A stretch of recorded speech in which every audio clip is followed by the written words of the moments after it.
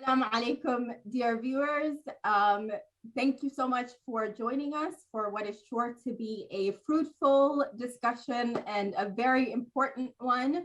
My name is Hidaya Nawee, and I am extremely honored to be joined by two prolific guests to discuss spiritual manipulation, known by another name as spiritual abuse. I'm sure that these panelists need absolutely no introduction, but for the four of you who might not know who they are, I am pleased to be joined by Shaykh Nuru Mohammed. Shaykh Nuru is the resident alim at Abbas Islamic Center in Birmingham in the UK. He is also the head of Islamic Cultural Affairs at the Council of European Jama'ats. He's a national trustee and co-chair at Citizens UK. And he's the deputy head of the Mental Health Caucus at West Midlands Combined Authority. Say that 3 times fast. And he was also elected the most impactful imam in the UK in 2021. With him is also Dr. Kawther Abbas, who is a family doctor by profession, with an interest in mental health, women's health, and lifestyle medicine. She's also a part-time Hawza student and has been giving lectures and teaching Quranic recitation and tajweed for almost 20 years. She is passionate about community, grassroots work, and is the chair of the Muslim Families Initiative, which has organized regular family and child-oriented events for the past 8 years. Thank you both so much for joining us today. Thank you. Dr. Abbas, we'll start with you. When we talk about religious manipulation, also known as spiritual abuse, what is that? What are we talking about? And how is it different from other forms of abuse? So I think we were debating about which one's better, religious manipulation or spiritual abuse. And I think probably I prefer religious manipulation. I mean, it's basically exactly what it says, the manipulation of religion in order to control, I guess, other people, manipulate, bully, harass, whatever it might be, under the guise of religion. So it often happens in a situation where you have a little bit of maybe a hierarchy, or someone who's maybe seen as more of an authority in a relationship, who then will be able to say, will use things like the fear of hell and the reward of, the promise of reward in order to sort of control and manipulate people. So it's complete distortion, if you like, of the religious message, because it's all for personal gain. And when it comes to other form of abuse, like sort of spiritual or financial or psychological, sexual, it can be all of these things. But the key is that they use sort of religious texts or precepts, or, to say that, no, God says you should do this, or, this is how you should behave according to Islam, for their own gain. So, I mean, you can think of examples from individual level, even from from parental level, teacher level, all the way up to maybe even institutional level, and it's not just an Islamic concept, of course. It's rife in every kind of religion or school of thought, cults, things like that. But unfortunately, it's very much in our communities as well. Absolutely. But I think that's a very succinct way of putting it and touching on every aspect of this. Sheikhna, one form of spiritual abuse that we often hear, or religious manipulation that we often hear about, are, parents, for example, using religion to, for lack of a better word, bully their children into doing what they want. But also increasingly, another facet that we keep hearing about is people in positions of spiritual power, using their positions to coerce, people into sexual relationships with them, things of that nature. So how do we go about drawing the line between what is a cultural practice, maybe, for example, as in the case of the parents, and what is a religious law? Bismillahir Rahmanir Rahim. Alhamdulillahi Rabbil Alameen. Thank you so much, Mr. Hidaya, for the introduction. Indeed, it's a very powerful topic which ought to be discussed with the details it deserved. No doubt, as Muslims and as lovers and followers of Ahl al-Bayt, we understand Islam is a holistic way of life, in the sense that it presents us or provides us with the general guiding principles on how to go about our life, regardless of the spheres or the field of life that we're talking about. When we look at the social dimension of Islam, you realize that parents no doubt have rights over their children, and children also have rights over their parents. But what we often hear sometimes from the pulpits and from the discussion cycles, we hear people hammering on the right of parents over their children, but nobody seems to discuss the rights of the children over the parents, which I think is of great importance. And as a result of that, some parents, unfortunately, are capitalizing on this and going against the teaching of religion and forcing their children to do things which really, if you are to bring it to the lens of Islam, you realize that Islam will push it away. And some, as a result of hearing too much of parent rights and nothing about children's rights, they tend to use their culture in place of Islam. For example, a daughter will say, look, the person that my parents are proposing for me to get married with, it's not the type of person really I think I will be able to live life with.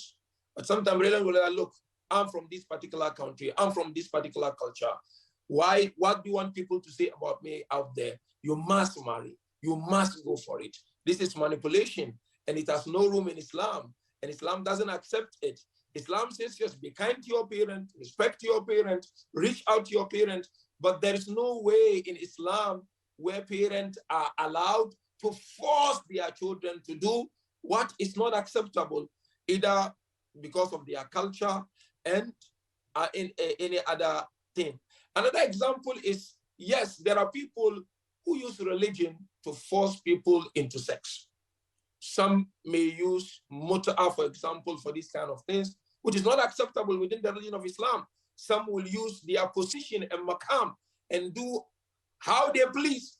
And when people confront them, they would misquote teachings of Islam, be it Quran, be it the traditions of the prophets and Ahlul Bayt alayhimu salatu wassalam. So all these things are typical examples of religious manipulation, and they have no room within the religion of Islam. So quickly, where do we draw the line? Some may use their cultures and try to justify it to be a religious text or religious teachings. And some may use their positions. Where do we draw the line? To draw the line is very simple. It is a red line to use your culture and to use your position against the teachings of Islam. So the way out is to follow the teachings of Islam as taught and brought to us by the Holy Prophet and Ahlul Bayt al-Ismati wa Tahara. That is where we draw the line. Culture will remain culture if it contradicts the teachings of Islam. Unless if it does not contradict, then Islam says you can take it on board. Otherwise, you are not allowed to do so. Thank you, Shaykh. That's an incredible answer.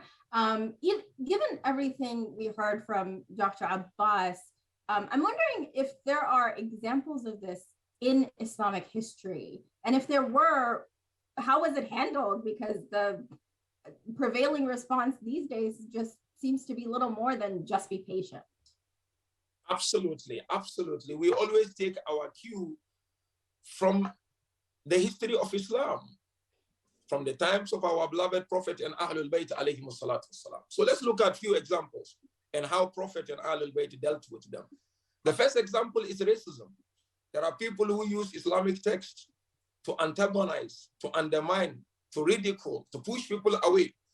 During the time of our beloved Prophet, there were those who were of the view that, look, Quran is in Arabic, plain Arabic, and the Prophet is an Arab. And God sent him to an Arab country, say Saudi Arabia, for instance.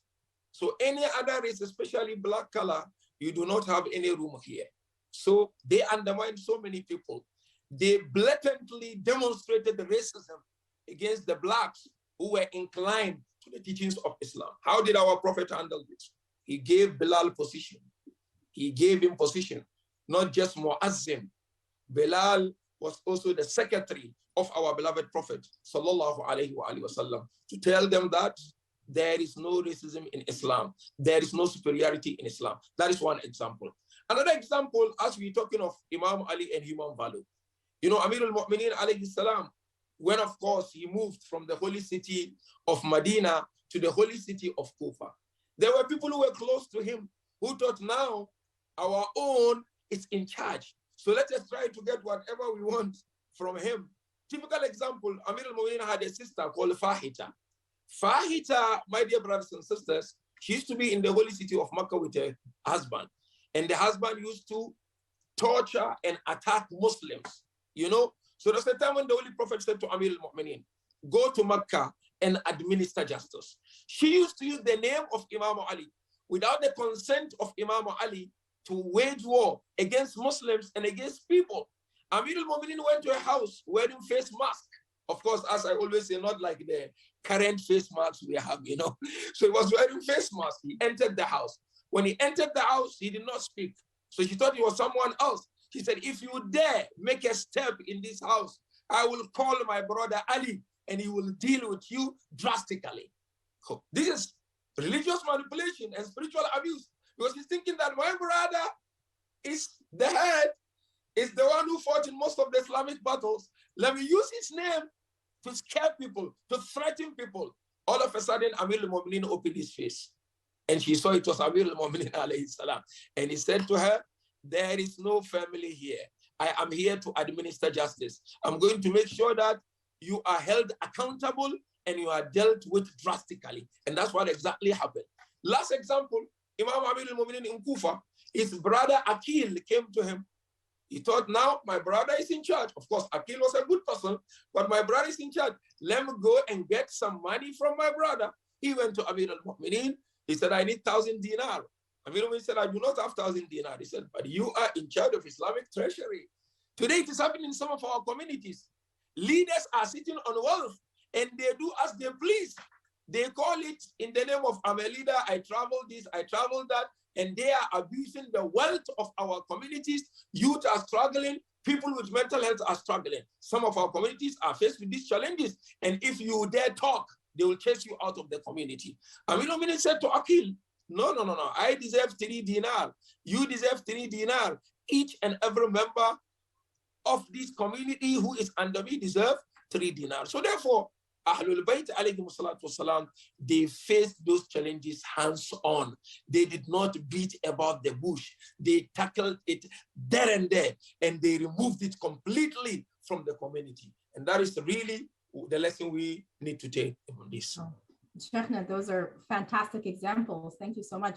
Dr. Abbas, to come back to you, what are your thoughts? How do we hold abusers accountable in these kinds of cases? I think probably on 2 levels, we have to think about how we can change things. The first is on the institutional level, a systematic shake-up of how our institutions really are running. Because, you know, as someone I used to be a partner in a practice, we have thousands of policies for every single eventuality. So if there is a case of bullying, harassment, if there is an allegation of some sort, there is a process to follow to be able to look into that, to be able to investigate it. There is a transparency there where you feel, if it works, that you are listened to and that there is going to be a process for this. And there is an external body that looks into these policies and is able to sort of independently sort of arbitrate on these things. And I think, I mean, I can't speak for all mosques and Islamic centers, but I feel that we all need to make sure that it's all in line in that way, that everything is written down, that people feel a confidence when they come forward with these issues, that it doesn't become like a trial by social media where someone says, you know, this so-and-so did this, and then everyone all starts going off into, we need other avenues for people to safely come forward and share their concerns and feel that they're being dealt with properly. And I think on an individual level, I mean, we talked about sexual abuse in the context of religion. And so I can only talk as a woman. A lot of cases I've heard have been of this nature. And we just need to be working to empower ourselves as women to know our religion. We need to be prioritizing, you know, we have a lot of things going on. And for me, I'm a mom, I'm a doctor, I'm trying to sort of balance, but I think that we have to, in even the smallest way, prioritize knowledge of our religion so that we are just a little bit more savvy when it comes to knowing our rights, knowing the rights that Islam gave to us. It's not in any way to victim blame, but we need to be empowering the girls from the youngest of ages to know their place in Islamic society, to know their rights under Islamic law. Absolutely agree. We've talked a little bit about accountability. Sheikhna has touched on it. You have just spoken on it. And one facet that we haven't really talked about so far is being of support to people who have been victim to this or have survived this. How do we go about doing that? Again, it comes to the strength of our communities. It comes to I'm always passionate about creating, cultivating community, because I think in this society that we live in, it's a very individualistic. It can tend towards individualism. People are starting now to discover the value of community. We have this concept; it's entrenched in our religion. We need to be actively working towards it, because on a community level, we're able to much more support people. You'll be able to know who's out there who needs your support. In the most non-judgmental, we need to be actively thinking of how to do this. I came across a website when I was looking into this topic called In Sheikh's Clothing, which is an American website where they try to help victims of spiritual abuse. It would be wonderful to have these things disseminated through our communities, to have things like that accessible, where you can have peer-to-peer support, or just some way, a safe place for people to come forward with these issues and feel supported in a non-judgmental way. Definitely. Thank you so much. Sheikhna, I'm going to give you the final word here. Dr. Abbas has beautifully, mentioned this. I want to know, given that a lot of the times, unfortunately, in our communities, when we talk about these things, we're talking about people who have spiritual power, for lack of a better word, over us in terms of, alims and whatever else. We often hear about this from that lens, right? Because, we give utmost respect to our alims. And as a result of that, it is very easy for the people who want to take advantage in whatever way, be it sexual, be it financial, they can do that. So I think it's important for you to answer this question. What would you say to someone who is currently enduring this form of abuse, specifically from, an alim, maybe? Thank you so much, Sister Hidayat. As we said earlier on, spiritual abuse has no room within the religion of Islam. Our beloved Prophet came to discipline us physically and spiritually. And so, regardless of who holds the authority, sometimes the authority may be the imam, the resident alim, the speaker, or those in authority like the chairman, the vice chair, those in executive authority. We've seen different colors of spiritual abuse in some of our communities, and people are just taking advantage of the situation. And what really saddens me, Sister Hidayat and Dr. Kawther and our dear viewers, is that when a person is faced with this challenge, I'm talking of the victims, from the victim's perspective, what we hear now, be patient. Be patient. In Urdu, someone will tell you, sabr karo. I like to be sabr. It's very, be patient. Be patient doesn't solve the problem. In fact, it worsens the situation. This has, psychological, physical, mental impact on the person who is faced with this. So how do we tackle it? Obviously, the main aim is to root it out completely. But how do we go about it? It has to be dealt with Islamically and legally. I'm not that type of a person who hold the opinion that, look, if we speak about it, we are washing our dirty clothes out there. No. Somebody is going about taking advantage of people.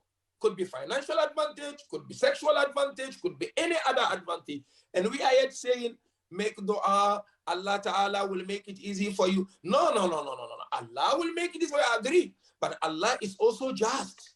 We are celebrating the birth anniversary of Amir al-Mu'mineen. Imam Ali is just. He administered justice with his family members, with his friends, with all and sundry. And so, practical solution, number one, it has to be dealt with legally and Islamically. Islamically means what?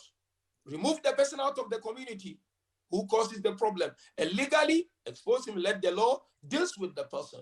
I go the heavy one so that we are able to root out this. And lastly, we need to give support to those who are victimized and those who are faced with these challenges, not just telling them, dua, dua, be patient, Allah will make it easy. For inshallah, we'll have another time to discuss this more. Thank you. Allah, yeah, and I think that's a beautiful way to end.